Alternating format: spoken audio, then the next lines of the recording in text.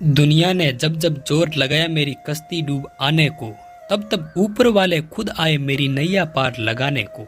नमस्ते दोस्तों, मैं हूं सक्सेस फाइटर यूट्यूब चैनल से। एक राजा ने भगवान श्री कृष्ण का मंदिर बनवाया और उसमें एक पुजारी को नियुक्त किया।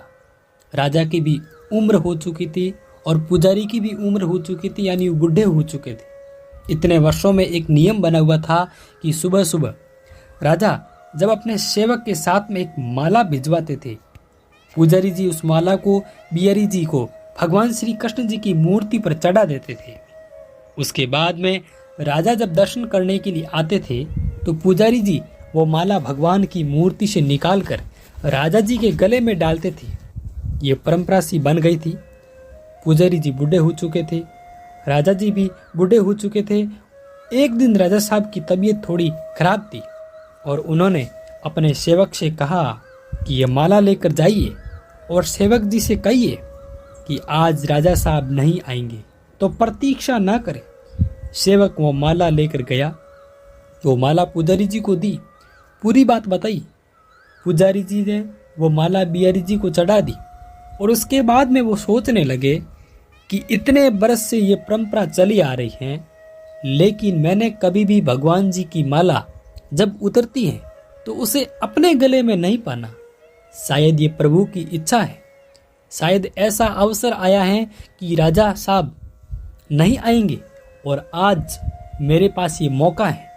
तो परंपरा तो थी कि वो माला मूर्ति से निकालते थे और उन्होंने वो माला निकाली और खुद ने पहन ली।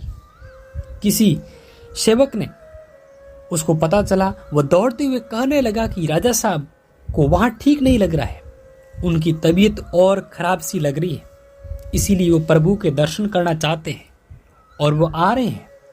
उनकी सवारी आने वाली है।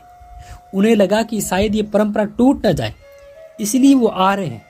और जैसे ये बात पंडित जी को पता चली और उन्होंने माला अपने गले में से निकाली और जाकर के वापस भगवान जी को पहना दी। खुद की उतरी हुई माला घबराहट में थी, समझ में नहीं आ रहा था। डर गए राजा साहब, क्या पता दंड देंगे। राजा आए और पुजारी से ने वही जो परंपरा थी उसको निभाया और वो माला बिहारी जी के गले से निकाली, रानी और राजा साहब को पहना दी। राजा साहब को पहनाई तो उन्होंने देखा कि उस माला में एक सफेद बाल था। राजा ने ये सब समझ लिया था कि जो सफेद बाल है ये पुजारी जी का है। पुजारी जी से पूछा कि क्या इस माला को आपने पहना था, ये सफेद बाल कहाँ से आया? तो पुजारी जी ने कहा कि नहीं महाराज, मैंने नहीं पहनी। उन्होंने देखा कि पता नहीं राजा साहब क्या दंड देंगे। उन्होंने कहा कि ये सफेद बाल बिहारी जी का है, भगवान श्री कृष्ण का है। राजा को और गुस्सा आ गया।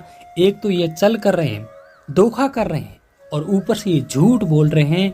राजा ने कहा कि अच्छा ये बात है, बिहारी जी की कब से सफेद बाल होंगे, उसके ऊपर तो कोई बाल ही नहीं है।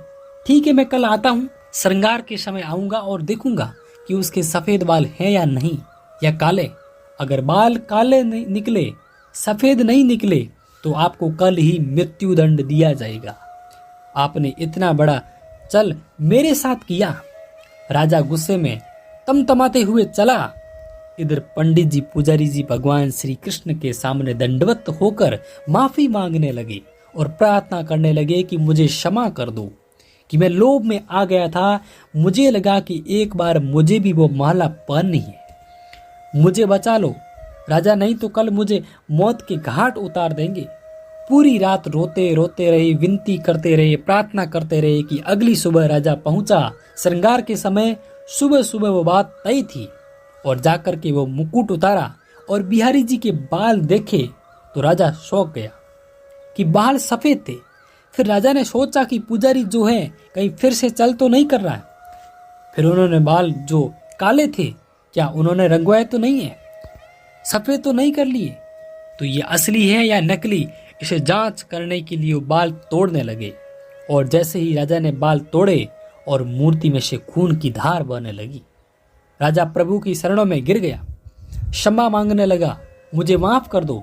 भगवान उस मूर्ति में से आवाज आई कि राजा, तुमने मुझे सिर्फ मूर्ति माना, यानी भगवान की मूर्ति थी उसमें से आवाज आई कि राजा तुमने मुझे सिर्फ मूर्ति ही माना, इसलिए आज मैं सिर्फ आपके लिए मूर्ति हूँ। और पंडित ने मुझे साक्षात भगवान देखे, मुझ में साक्षात भगवान देखे, इसलिए मुझे अपने भक्तों की रक्षा के लिए बालों को सफेद करना पड़ा, खून की धार बहानी पड़ी ताकि तुमसे समझा पाऊं। मानना चाहे तो पत्थर में भी भगवान है, भाव बसे भगवान, जहाँ भाव है वही भगवान है। अगर आप कहीं वाकई में उनका सुमिरन करते हैं, स्मरण करते हैं, देखना चाहते हैं, तो आपके सिर्फ भाव होने चाहिए। ये छोटी सी कहानी लाइफ में ये प्रेरणा देती है कि उनके आशीर्वाद के बिना कुछ भी संभव नहीं है। इसीलिए आपसे कहता हूं कि ऊपर वाले के आशीर्वाद के साथ कर दिखाओ कुछ ऐसा कि दुनिया करना चाहिए आपके जैसा।